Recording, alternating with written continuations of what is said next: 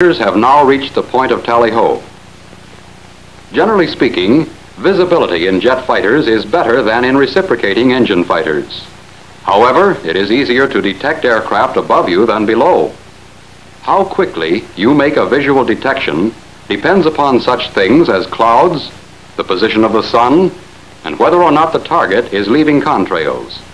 Incidentally, conversely, as we see here, if you fly in the contrail level, you advertise your position even though your aircraft may not be seen at all.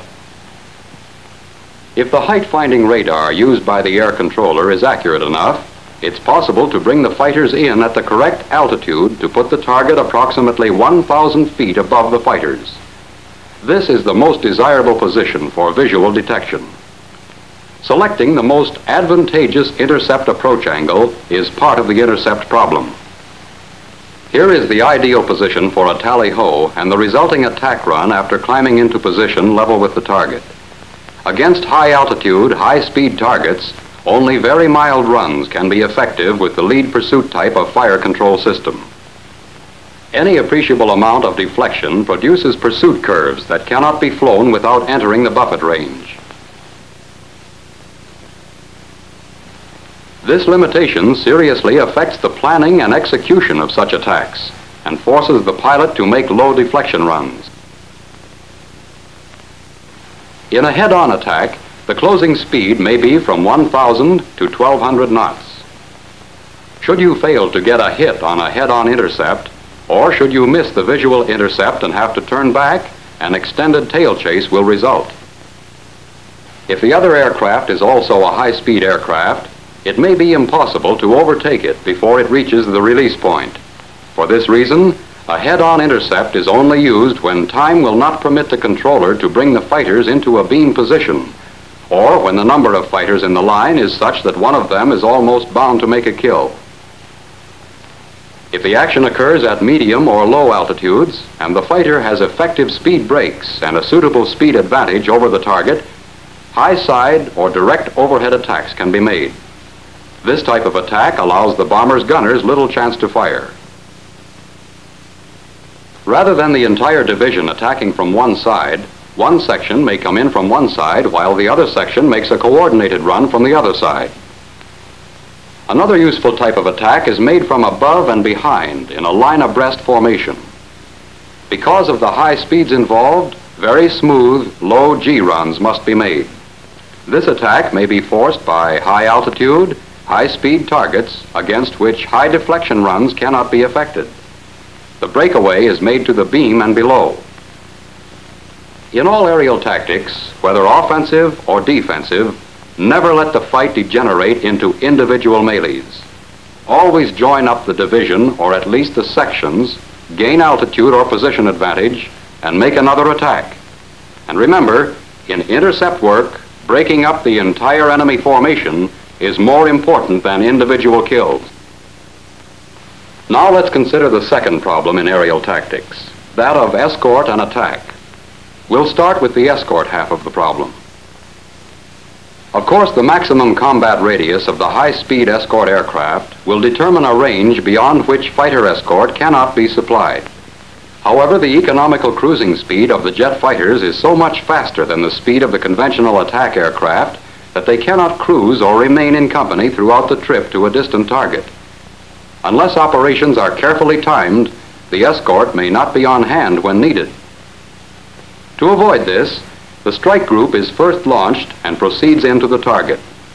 At a predetermined time later, the escorting fighters are launched and because of their superior speed, overtake the strike group at a point of rendezvous en route. The escort clears out any enemy air opposition as it appears. Then the fighters may, if they have no significant air opposition, make a preliminary dive bombing, rocket, or strafing attack to hold down anti-aircraft fire. They climb back up again and fly cover while the strike group makes its attack. All planes proceed back to the rendezvous together. Then the jets return to the carrier at cruising speed, which is enough faster than the attack group to put them aboard the carrier well before the attack group returns. When close escort must be used for the entire distance, a zone type of coverage is furnished. A strong sweep is first made of the corridor to the target. The strike group starts out under the cover of the task group CAP and is covered into Zone 1. The returning sweep gives cover as the strike passes through Zone 2. Another escort group, launched after the strike group, covers the strike through Zone 3 and into Zone 4.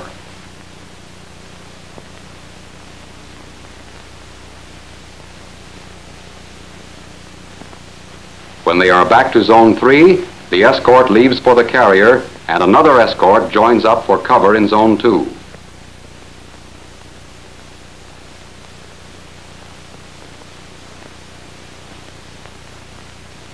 When the target is a reasonable distance away from the base, close escort can be furnished all the way by use of the conventional weave. The fighters can then operate at economical cruise and still stay with the attack group. Now let's look at the problems of the returning escorts in more detail. If the weather is good and the pilots know exactly where the carrier is, and a radio check indicates that they have a clear deck, the most economical practice is to begin the descent from a considerable distance out. This should be made at approximately 7/10 Mach, which in most current jets is about 65 knots below the red line. The distance at which letdown is commenced should be judged to bring the planes out over the carrier at proper altitude to enter the landing pattern. However, if there is doubt about the location of the carrier, or the weather is such that it is not picked up readily by visual means, it is best not to come down until the aircraft are right over the carrier and have the carrier definitely located. In this case, the aircraft should descend only to the altitude for maximum endurance. In most jets, this is lower than the altitude for maximum range. Fuel is saved, and it is easier for the carrier to pick up the jets on their radar scopes. Maximum endurance will be achieved by using the minimum power setting necessary to maintain best endurance speed. This speed is in the vicinity of 190 knots indicated at all altitudes with the F9F and F2H airplanes. As the airplane weight is reduced by the fuel used, the speed may be reduced slightly. The rest computer will show the endurance under the above conditions for various altitudes and fuel states. When the aircraft has been cleared to come down from a position near the carrier, a steep descent should be made with speed brakes in order to enter the landing pattern with minimum delay.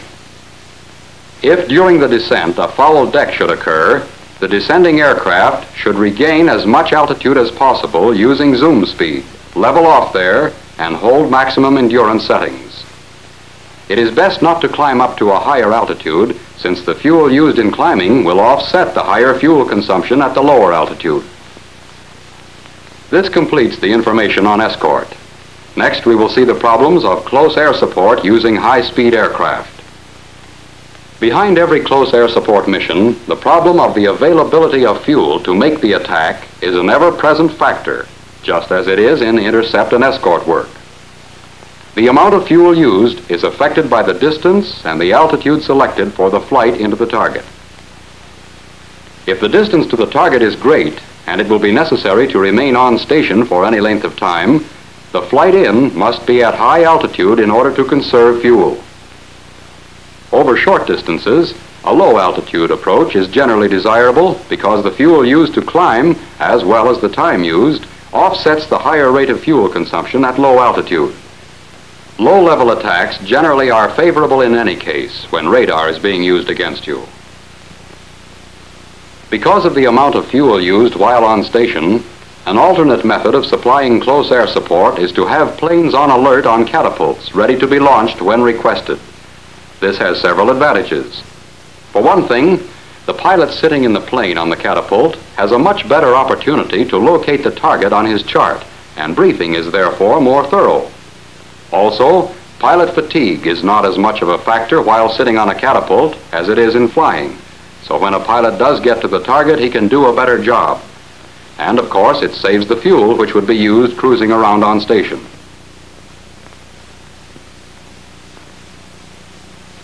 As an example, a carrier 200 miles from the target can launch its jets, have them on the target within 35 minutes, remain over the target, making repeated attacks for about 30 minutes, and return with the required reserve.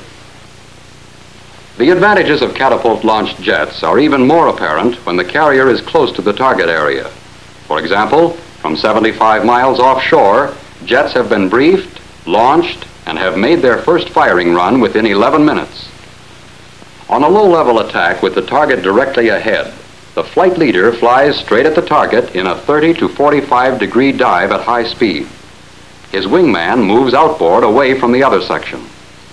The other section comes in a beam and about 100 yards away. All aircraft then converge on the target and open fire.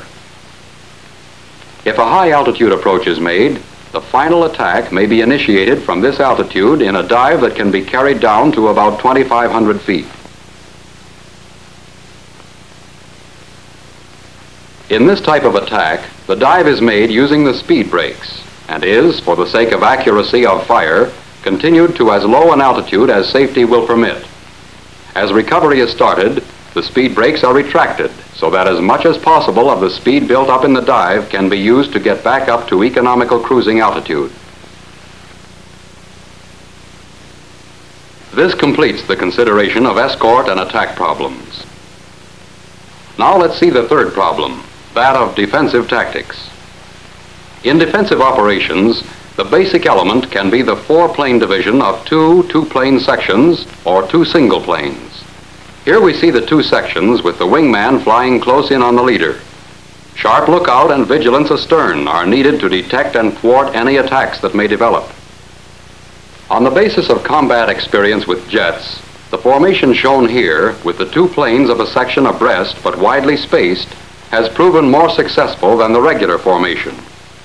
Under high speed or high altitude conditions, the wingman, if flying in close section, must concentrate too much on keeping position to be of any help either as a lookout or in defeating an attack. To help avoid detection and to be in the best possible position for defense against attack from out of the sun, sections in line abreast should be stepped down toward the sun. For the same reason, flight in the contrail level should be avoided where possible. Another consideration regarding the sun is that when orbiting a position, the figure 8 should be flown with the long axis across the sun, and all turns should be made toward the sun. High speeds result in turns of greater radius. The radius may even be so great that keeping the enemy in sight is a problem. All 180 degree or 360 degree turns must be clearly indicated by the